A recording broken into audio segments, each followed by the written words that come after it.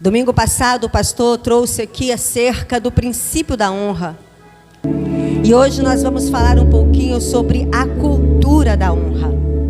E em Romanos, no capítulo 12, no verso de número 10, diz assim a palavra do Senhor: dediquem-se uns aos outros com amor fraternal.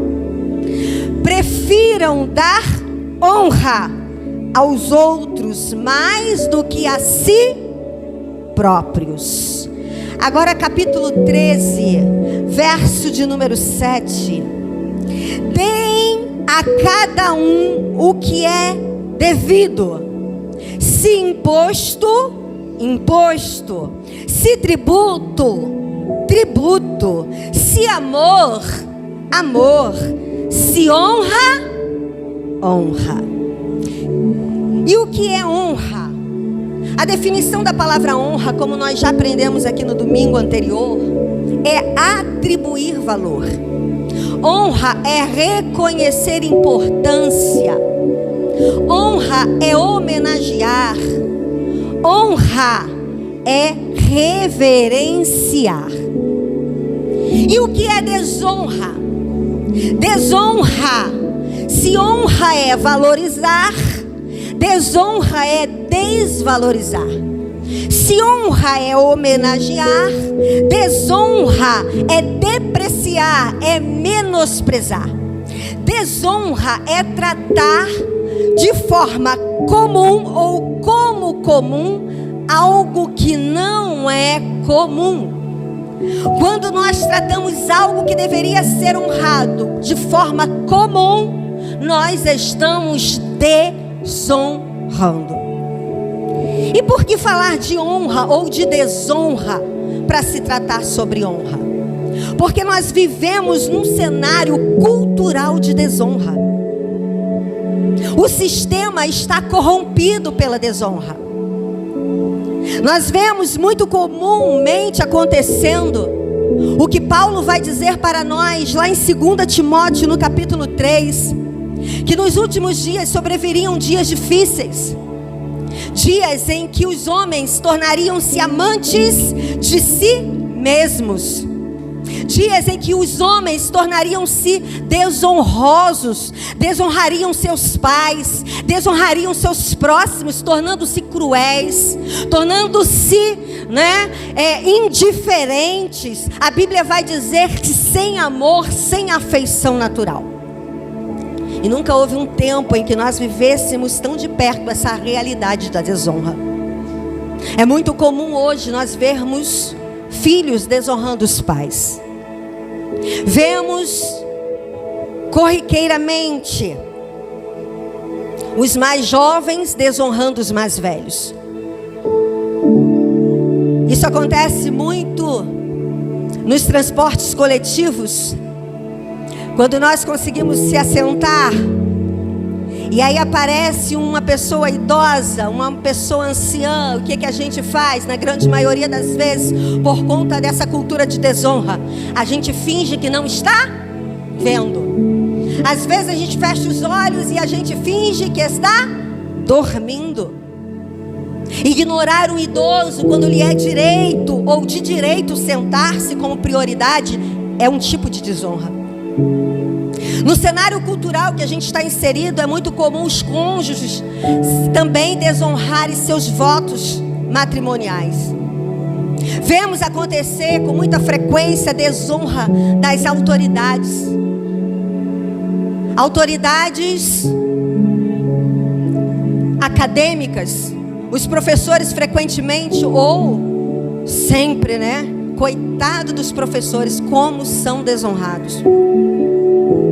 Desonramos as autoridades governamentais quando ridicularizamos o que ele está fazendo, quando falamos mal pelas redes públicas ou pelas redes sociais. É um tipo de desonra.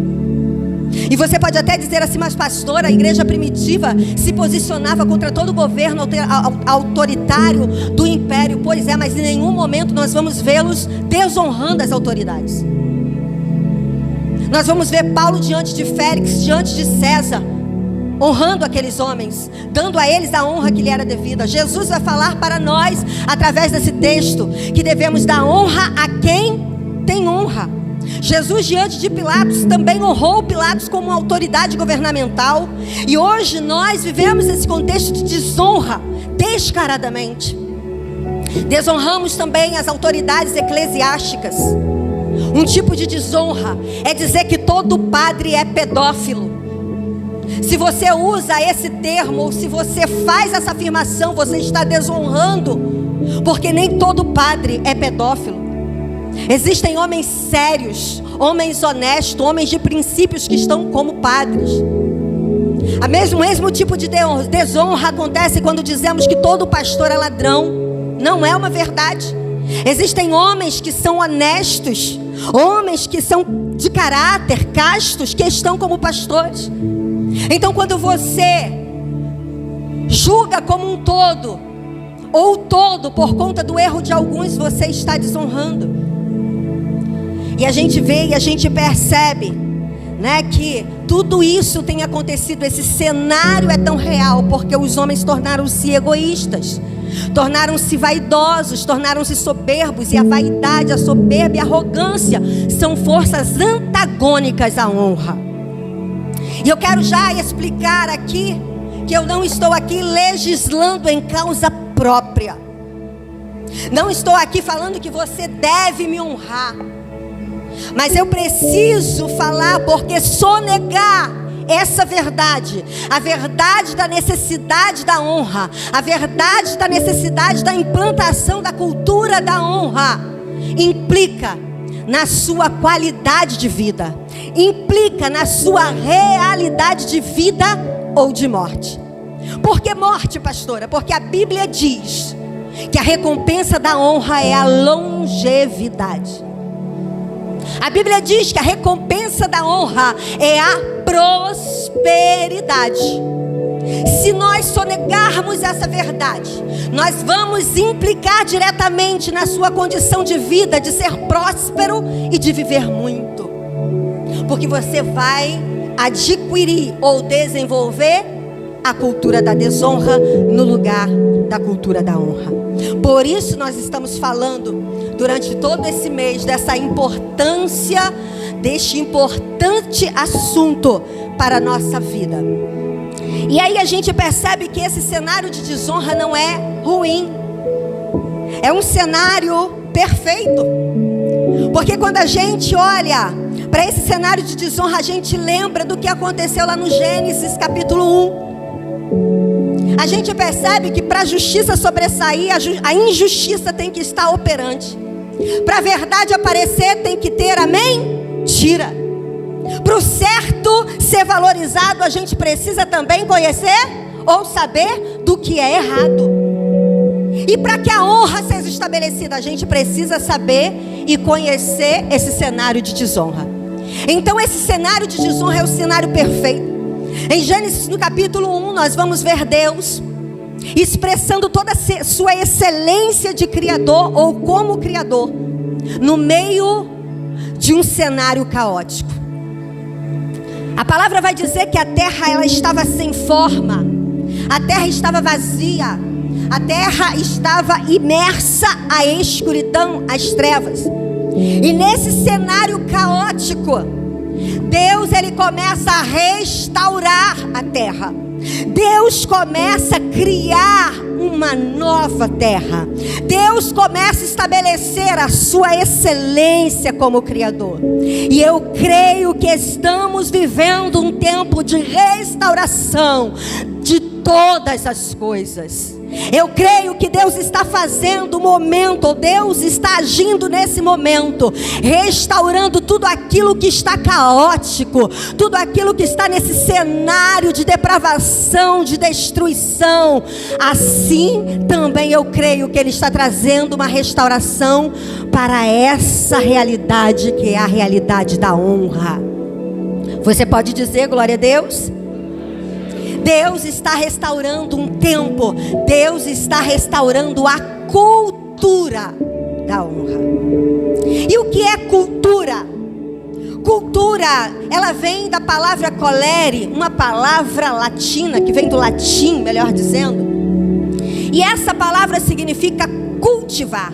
Cultura significa cultivar. Significa cuidar. Significa crescer, significa fazer crescer. A palavra que nós usamos, né? Agricultura, ou o termo agricultura, ela vem dessa derivação de cultura, que é fazer crescer ou cultivar plantas. E quando a gente fala de cultura da honra, a gente está falando dessa necessidade de cultivar, de fazer crescer essa prática dentro de nós, transformar essa prática em um estilo de vida, transformar a honra em uma essência. Cultura é o mesmo que fazer se tornar parte de você, fazer crescer dentro de você. Estabelecer a honra é algo que eu e você precisamos trabalhar, é algo que eu e você precisamos cultivar, é algo que nós precisamos fazer crescer dentro de nós. Não é algo inato, é algo que se aprende, é algo que se desenvolve, é algo que se vivencia. E Deus quer que nós sejamos homens de honra. Homens de honra no sentido de termos honradez, e homens de honra no sentido de honrar o outro. Acima de tudo, honrá-lo como o Senhor das nossas vidas.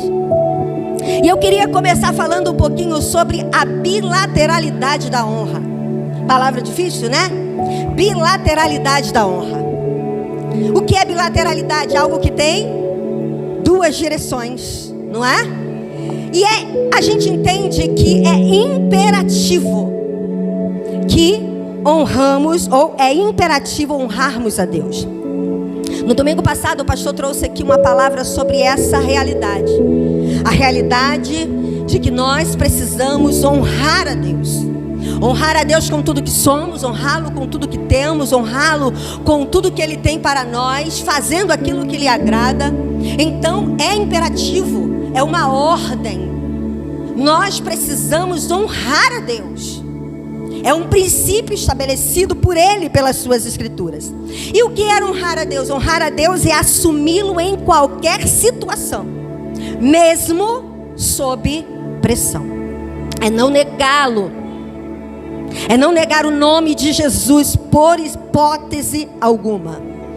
E honramos a Deus através do que falamos, não é verdade? Quantos de nós usamos esses termos, né? Eu honro a Deus. Eu quero honrar a Deus. Às vezes até numa canção nós dizemos com frequência, né, que nós o honramos. Mas muito mais do que honrá-lo com palavras, nós precisamos honrá-lo com atitudes. Jesus, certa vez, ele confronta lá em Mateus no capítulo 15, dizendo: este povo me honra com os lábios, mas o coração está longe de mim. Não dá para você dizer que honra quando você não age como quem honra. E em Provérbios, no capítulo 3, no verso de número 9, ele vai trazer uma verdade para nós, dizendo assim: olha, honre ao Senhor com todos os seus recursos. Honre ao Senhor com os primeiros frutos de suas plantações. Ou seja, o escritor de Provérbios está nos levando a uma praticidade da honra. Honra não é teoria, honra é praticidade. E como eu honro a Deus? Dizendo que eu honro, mas também honro através das minhas atitudes. E quer ver uma área em que nós frequentemente desonramos a Deus? É na área das finanças. Desonramos com frequência a Deus na área monetária. Desonramos frequentemente a Deus quando falamos de dinheiro. E aí você pode dizer assim: pastora, pelo amor de Deus, eu quero ouvir coisas espirituais. Não venha me falar de dinheiro, porque eu vim aqui para ouvir coisas espirituais. Eu quero dizer para você que o dinheiro é extremamente espiritual. E chega a ser tão espiritual que de 32 parábolas que Jesus disse, 16 delas ele tratou sobre posses, recursos e dinheiro. O dinheiro é tão espiritual que Jesus compara o dinheiro como alguém que concorre, como alguém que disputa o tempo todo com a honra que devemos tributar a Deus. O maior inimigo, o maior roubador da honra é o dinheiro. Jesus vai dizer em certa ocasião que existem dois senhores, Deus e o dinheiro. Ou você agrada a um, ou você agrada a Deus, ou você vai agradar Mamon. Então o dinheiro é um dos grandes inimigos da honra. E quando Jesus, ou quando Deus estabelece esse princípio que devemos honrá-lo com os nossos bens, Ele está dizendo que você tem que ser fiel. Você tem que honrá-lo sendo um ofertante generoso, como foi aqui ministrado. Você tem que honrá-lo sendo um dizimista fiel, porque o dízimo não é teu. O dízimo é do Senhor, consagrado a Ele. E nós não damos dízimos, nós não pagamos dízimos, nós devolvemos. Agora, quer ver um tipo de honra completa? É quando você, depois que oferta, depois que você dizima, você pega aquele restante, ou todo aquele, 90% do seu salário, e você administra ele bem. Você administra ele com responsabilidade. Você administra ele buscando de Deus direção. Você administra pagando as suas dívidas. Isso também é honrar a Deus. É entender que de Deus é tudo. O apóstolo Paulo, ele vai nos dizer lá em Romanos, no capítulo 11, que dele, por ele, para ele são todas as coisas. 100% do que você recebe é de Deus, querido. Mas pastor, eu tenho que dar tudo na igreja? Não, você tem que saber administrar aquilo que Ele te confia. Ser um bom administrador é honrar a Deus. E nós precisamos aprender que Deus deve ser honrado em primeiro lugar. Então, o que é a bilateralidade? A bilateralidade é entendermos que não tem como fazermos uma coisa sem fazermos outra. Não tem como você dizer que honra a Deus se você não cumpre o segundo aspecto da honra. Não há como honrarmos a Deus sem honrar aqueles que estão à nossa volta. Isso é bilateralidade. Primeiro eu honro a Deus na verticalidade. Depois eu honro o meu próximo na horizontalidade. Gosto muito de pensar no modelo da cruz em que Jesus foi crucificado. Quando Jesus foi crucificado, havia outros tipos, outras formas, outros modelos de cruzes. Havia uma que era uma estaca única. Os condenados ficavam com os braços cruzados ou as palmas das mãos cruzadas por sobre a cabeça. Havia uma cruz em formato de X, que é a cruz chamada Santo André. O condenado ficava com os braços e as pernas abertas para cada extremo. Havia uma outra cruz em formato de um T, que era a cruz de São Tomé. Mas também havia uma cruz. O modelo dessa cruz é a cruz latina. É a cruz em que Jesus foi crucificado. Era uma cruz formada por duas hastes. Uma que ficava na vertical, um pouco maior, e uma menor que ficava na horizontalidade. Nada na Bíblia, ou tudo que está na Bíblia, não está aqui por estar. Tudo tem um significado. Tudo tem um propósito. Jesus poderia ter sido escolhido, ou escolherem para Jesus qualquer um tipo dessas cruzes, porque também os romanos usavam. Mas é exatamente a cruz que falava sobre a bilateralidade do amor e da honra que Jesus foi crucificado. Sabe por quê? Porque o nosso compromisso, ele tem que estar como a cruz, na verticalidade e na horizontalidade. Jesus nos confronta dizendo que não há como agradarmos a Deus se não agradamos ou se menosprezamos o nosso próximo. Em certa ocasião, Jesus vai ser questionado, inquirido pelos intelectuais religiosos da sua época. Chegam para Jesus e perguntam para Jesus qual é o maior dos mandamentos. E aí Jesus, lembrando-se da bilateralidade da honra, ele diz: amarás o Senhor teu Deus acima de todas as coisas, com todo o teu coração, com todo o teu entendimento, com toda a tua alma, e amarás o teu próximo como a ti mesmo. Jesus, ele aqui não estava abolindo a lei. Jesus não estava aqui descredibilizando o decálogo, porque a gente entende que o decálogo era aquelas 10 leis que Deus havia estabelecido lá no Sinai com Moisés. Jesus não estava anulando o decálogo. Jesus só estava compactando os 10 mandamentos em 2. Ele estava sintetizando, condensando esses 10 mandamentos em 2. Porque quando a gente vê lá os 10 mandamentos, a gente vai perceber que também se trata de bilateralidade, ou da bilateralidade. Os 4 primeiros mandamentos vai tratar da nossa responsabilidade de honrarmos na verticalidade. Está lá: não farás para ti imagem de escultura, não chame o nome de Deus em vão. 4 desses mandamentos primeiros fala do nosso compromisso com Deus, e os outros 6 vai tratar do nosso compromisso de honrar o nosso próximo. Não matarás, honre o teu próximo. Não adulterarás, honre o teu próximo. Não dirás falso testemunho, honre o teu próximo. O que Jesus fez? Pegou esses 10 e condensou em 2. A honra só é plena quando eu priorizo Deus e quando eu partilho a honra com aquele que está ao meu entorno.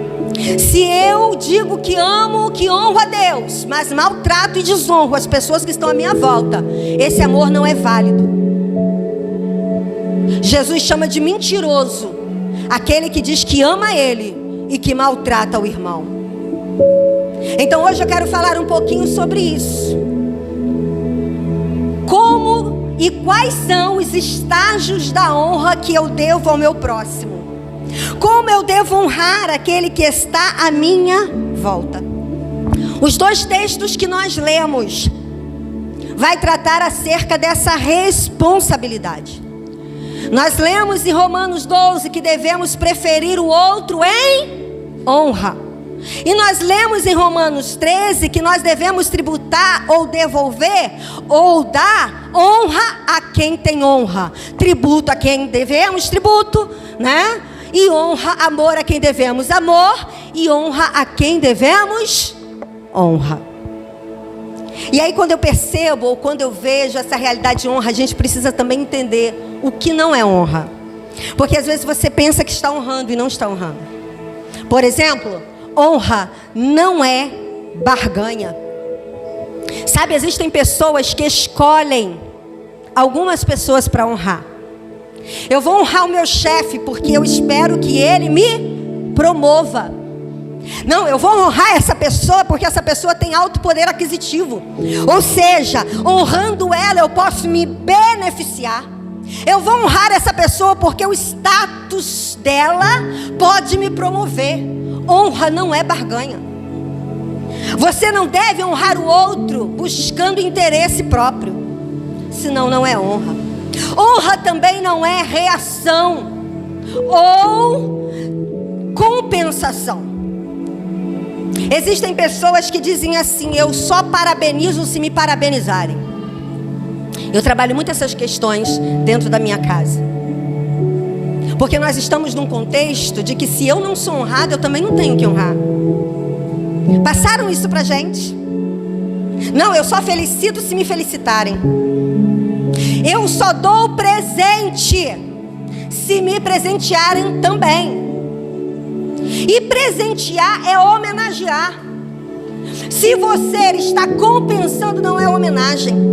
E existem pessoas ao ponto de procurar saber qual é o valor do presente que recebeu, para dar um valor ou um presente no mesmo valor ou num valor equivalente. Meu irmão, não faça isso. Isso também não é honra. Isso é compensação. Sabe aquelas pessoas que você dá um presente, ela vai lá nas redes sociais para saber quanto custou aquela blusa, quanto custou aquele presente, porque quando ela te der, ela quer te devolver. Não é honra. Não, eu só vou no aniversário da Isabela porque ela foi no meu. Não é honra. A gente vai no aniversário do outro porque qual é o nosso intuito? Homenageá-lo. E a homenagem, a honra só é de fato honra quando eu não tenho por trás de mim a barganha, a reação e a compensação. Eu presenteio com muito ou pouco recurso, caro ou barato, porque eu amo aquela pessoa, porque eu reconheci valor naquela pessoa, porque eu atribuí a ela a importância que ela merece. Então honra não é barganha, não é reação e nem compensação. Honrar alguém não te diminui. Tem pessoas que acham que honrar o outro vai diminuí-lo. Honrar o outro não te diminui, apenas eleva o que você está honrando. Não é você que fica para baixo, é o outro que você traz para cima. Você pode dizer glória a Deus por isso? A partir de hoje nós vamos sair com o desejo de honrar todos que estão à nossa volta. E algumas vezes nós damos uma desculpa muito da esfarrapada, dizendo assim: não, eu não vou honrar não. Eu não vou honrar a Beth não, porque senão a Beth vai ficar metida. Eu não vou honrar a Beth não, porque senão a Beth vai ficar soberba. Deixa eu dizer uma coisa para você: ela vai fazer o que ela quiser com a honra, mas é minha obrigação honrar. O que ela vai fazer é com ela. Agora é nossa obrigação honrar. E o que, né? A honra significa, a honra não é o que o outro é o que nós somos. Eu não honro a Beth pelo que ela é, eu honro ela porque eu tenho honra. E eu só honro, a gente só dá aquilo que a gente tem. Quem não consegue honrar é porque não tem honra. Não tem a ver com o outro, tem a ver com quem você é na sua essência. Ah, o outro não merece, não tem a ver com merecimento. Honra não é merecimento. A Bíblia diz: honre o teu pai e a tua mãe. Não tem a ver se ele é um ébrio, se ela é uma viciada, se eles te abandonaram. Eu sei que existem situações extremas de violência. Eu sei que em alguns casos a convivência não é mais possível, até mesmo se tratando de genitores. Mas a Bíblia não diz que é para você avaliar se ele merece ou não. É uma ordem imperativa: honre. E o perdão é um tipo de honra. Quando você perdoa o seu pai e a sua mãe pelo que eles fizeram: ah, mas eles não merecem, eles merecem a morte, eles merecem isso, eles merecem a condenação. Pois é, quando você resolve perdoá-los, você está honrando. E a honra, ela tem benefício para você. A Bíblia diz que quem honra pai e mãe vive muitos anos sobre a terra, longevidade. E quem honra atrai para si a prosperidade. E uma orientação: existem pessoas que confundem honra com bajulação. Quando vê o outro honrando, fala assim: olha lá o bajulador. Olha lá, ó, alguns termos mais chulos, né? Honra não é bajulação. Tem pessoas que confundem que é bajulação porque são desonrosos. Quando alguém te criticar porque você está honrando o seu líder, porque você está honrando o seu patrão, porque você está honrando o seu professor, porque você está honrando o seu pastor, te chamando de bajulador, ó, continue honrando. Porque quem critica são desonrosos. Lembra de Maria de Betânia? O texto vai dizer que Maria, ela resolve honrar Jesus. Jesus ali, a figura de Jesus não era o Cristo, não era o divino, não era o imortal, era Jesus o homem. Jesus vai testificar disso dizendo assim: Maria fez algo para comigo, algo que me era necessário para a morte. Ou seja, ela honrou Jesus como sendo um homem. Ela vai lá nos seus aposentos, ela pega toda aquela riqueza que ela possuía, que era um nardo valiosíssimo. e ela derrama sobre Jesus. Ela lhe atribuiu valor a Jesus. Ela reconheceu importância em Jesus. Ela homenageou, ela venerou Jesus. E aí olha o que acontece. No meio daqueles que estavam vendo a cena de honra, um se levantou para criticar Maria. E quem foi que levantou para criticar Maria? Aquele que era desonroso, aquele que não sabia o que era honra. Maria quebrou um vidro de uma essência, de uma especiaria que custava 300 denários. Um ano inteiro de um salário de um soldado romano. Mas aquele que estava ali, que não sabia o que era honra, desonrou Jesus depois, vendendo ele por 30 moedas de prata. 10% daquilo que Maria honrou. Quem te critica por você honrar são essas pessoas que não sabem o que é honra. Então não dê ouvidos, continue honrando, porque haverá recompensa. Amém? Sim ou não? E em Números, no capítulo 12, eu quero contar para vocês uma história e uma advertência. Cuidado com a desonra que acontece no oculto. Cuidado com a desonra que acontece nos cochichos. Cuidado com a desonra que acontece entre quatro paredes. Porque a gente acha que desonrar às vezes é só quando a gente faz isso publicamente. É só quando eu me imponho publicamente contra alguém. Mas nesse texto nós vamos encontrar um relato, uma história de uma desonra oculta. Diz assim o texto: Miriam e Arão começaram a criticar Moisés, porque ele havia se casado com uma mulher etíope. O texto não diz se Moisés estava certo ou se ele estava errado. Será que o Senhor tem falado apenas por meio de Moisés? Perguntaram. Também não fala, ou ele não tem falado por meio de nós? E o verso termina dizendo: e o Senhor ouviu isso. Sabe o que significa? Não foi uma crítica pública que Miriam fez. Não foi algo que ela expôs às massas. Eu acredito que ela tenha chamado Arão na sua tenda e, em particular, ela criticou Moisés. A crítica é uma desonra. A Bíblia não disse que Moisés estava certo ou errado, mas criticar principalmente o seu líder, ou aquele que está numa figura de autoridade, vai trazer malefícios e maldições sobre você e sobre mim, se eu assim fizer. O texto diz que Deus chama Miriam, Arão e Moisés para fora da tenda, porque aquilo que você fala em oculto, cuidado, tá, gente?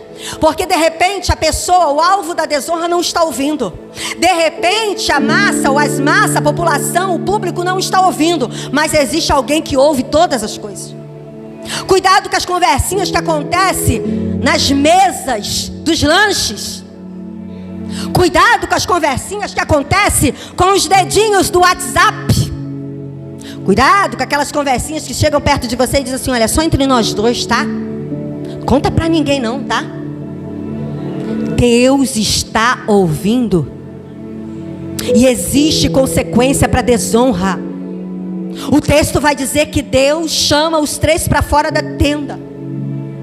E a Bíblia vai dizer que Deus amaldiçoa Miriam com uma lepra. A lepra, queridos, é um estágio que se começa de dentro para fora.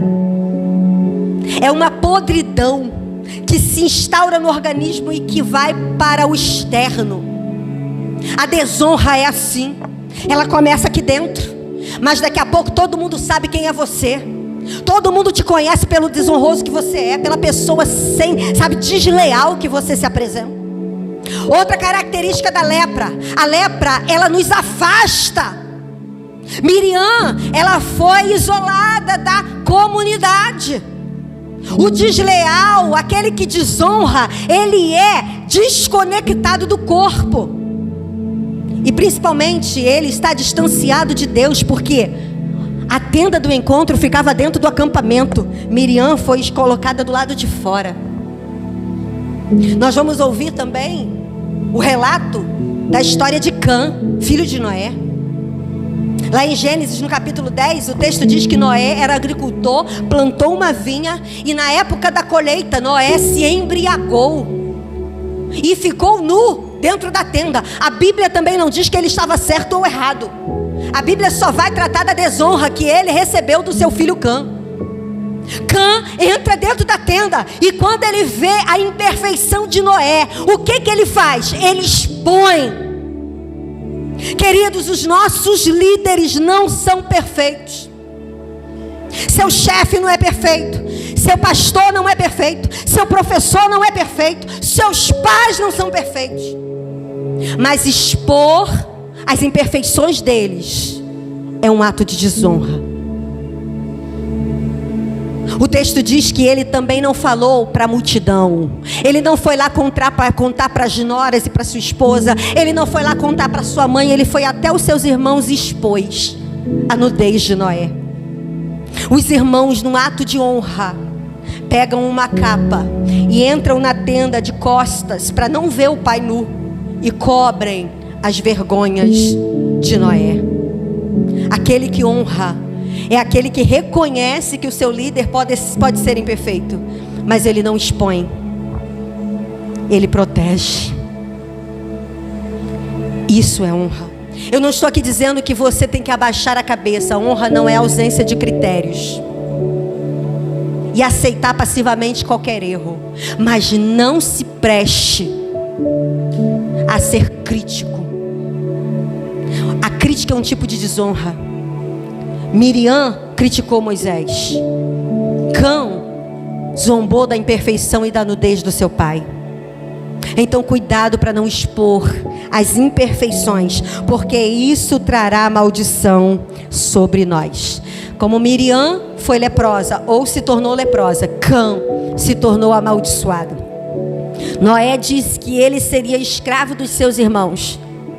Alguns anos se passam, centenas de anos se passam, e os filhos de Jafé e os filhos de Sem tomam posse da terra de Canaã, que era de Cã. Cã se torna escravo dos seus irmãos por um ato de desonra. A desonra, ela traz para a gente, ou traz para aquele que desonra, a maldição. E a honra, né, ela acontece aí em pelo menos 3 estágios. Eu queria ler com vocês rapidinho Mateus capítulo 10, verso 41 e 42. Porque a gente pensa que honrar é só aqueles que estão na figura de autoridade, não é verdade? Mas a gente vai aprender hoje que esse amor bilateral, horizontal, essa honra que precisa acontecer nesse nível, ela tem que acontecer nos 3 estágios. Olha o que Deus vai dizer para nós. E eu queria ler com vocês, só que nós vamos mudar um pouquinho o verbo receber pelo verbo honrar. Vamos fazer isso? Vamos ler juntos? Diz assim o verso 41 de Mateus 10. Quem honrar um profeta, vamos ler juntos, já? Quem honrar um profeta, porque ele é profeta, receberá recompensa de profeta. E quem honrar um justo, porque ele é justo, receberá recompensa de justo. E se alguém do mesmo modo que seja apenas com um copo de água fria der a um dos meus pequenos ou pequeninos discípulos, porque ele é meu discípulo, eu lhe asseguro que não perderá a recompensa. Consegue entender? O apóstolo Paulo, lá em 1 Coríntios, no capítulo 15, se não me falha a memória, ele vai dizer que existe 3 tipos de glória. Uma é a glória do sol, uma é a glória da lua e outra é a glória das estrelas. E cada uma das estrelas diferem em glória. Sabe o que Paulo está dizendo? Que existem 3 tipos de autoridade. E ele conclui dizendo que devemos honrar a todos, porque todos têm glória e quem tem glória precisa ser honrado. Existem pessoas que vão estar acima de nós, que são autoridades como os profetas. Existem pessoas que vão estar no mesmo nível que nós, que são os que nós chamamos de justos. E existem pessoas que vão estar na condição de servos, daqueles que estão nos servindo, daqueles que são nossos subordinados. E a Bíblia vai classificá-lo como pequenos discípulos. A esses também nós devemos honrar. Devemos honrar aqueles que estão acima de nós. Nós vamos ver um caso muito lindo de uma mulher que era rica. Uma mulher que financeiramente estava numa postura de autoridade. Estava num estágio de maioral. Talvez financeiramente falando, a sunamita, ela fosse mais importante, ou ela estivesse no nível maior que o profeta Eliseu. Mas o texto diz que ela reconheceu a autoridade no profeta. Ela fez um scan no profeta Eliseu. E o texto vai dizer que ela averigua e diz: ele verdadeiramente é um homem de Deus. Reconhecer valor ou reconhecer uma pessoa que atua em uma determinada área como autoridade é honra. Ela reconheceu o profeta como autoridade. E o texto vai dizer que ela então constrói uma casa, um quartinho com todos os itens necessários para o conforto do profeta. Aquela mulher que estava no estágio maior financeiramente reconhece o profeta como autoridade maior e ela o honra. E eu quero dizer para você que a honra, ela segue um movimento cíclico. Você honra e é honrado. O texto diz que quando o profeta é honrado, ele também, por ser um homem de honra, também deseja honrar aquela mulher. E ele manda o seu servo Geazi observar o que aquela mulher tinha falta. Aquela mulher era rica, sim ou não? Ela tinha ausência de dinheiro? Não. Prosperidade, querido, não é só ter dinheiro. A honra, ela precede a prosperidade. Quando você honra, você se torna próspero. E o que é prosperidade no grego? Prosperidade no grego é não ter ausências. É você não ter carências. Aquela mulher, ela tinha dinheiro, mas ela não tinha filhos. E o que é que o profeta faz? O profeta ora a Deus. E Deus então honra, recompensa aquela mulher dando-lhe um filho. Mais tarde essa criança morre, Deus honra ela de novo, ressuscitando o filho dela. Você consegue entender a grandeza de você reconhecer valor na área que aquela pessoa atua e honrar? Honra as pessoas que estão acima de você. Honre as pessoas que exercem autoridade sobre a sua vida. Você pode ser uma autoridade em muitos aspectos, mas reconhecer que aquela pessoa, ela é uma autoridade espiritual, ou que ela é uma autoridade sobre a sua vida, vai redundar em bênçãos para você. Honrar aqueles que estão no mesmo nível que nós. Foi o que eu falei aqui. É honrar os nossos irmãos, é honrar os nossos colegas na faculdade, é honrar os nossos colegas na sala de aula, é honrar aqueles que trabalham conosco, é honrar as pessoas que estão no mesmo nível. E mais, eu preciso honrar também aqueles que estão na condição de servos, ou na condição de subjugados, ou servindo, vamos dizer assim, a nós. Não vou usar menor, porque eu acredito que no reino de Deus não tem ninguém maior e menor. Lembra do que eu disse? Honrar alguém não é se diminuir, é elevar o outro. Honre as pessoas que estão à sua volta. Honre essas pessoas que, te servem. Dê bom dia para o motorista da Uber.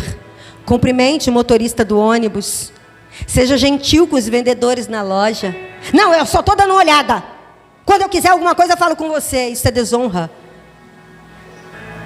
Honre ele como alguém que te serve. Ensine os seus filhos a honrar o professor. O professor é uma autoridade dentro da sala de aula, mas muitos pais estão dizendo assim para os filhos: olha, avisa ele que ele tem que fazer o que eu faço, o que eu mando, porque eu estou pagando ele. Um tipo de desonra. Sabe com quem você está falando? Quando você dá carteirada pela autoridade que você possui, você está desonrando aquele que está na condição menor que você. Deus nos chama a ser homens de honra. E precisamos honrar a todos, do maior ao menor. Pais, honrem seus filhos. Ele é menor. Pai que dá tapa na cara do filho é desonra.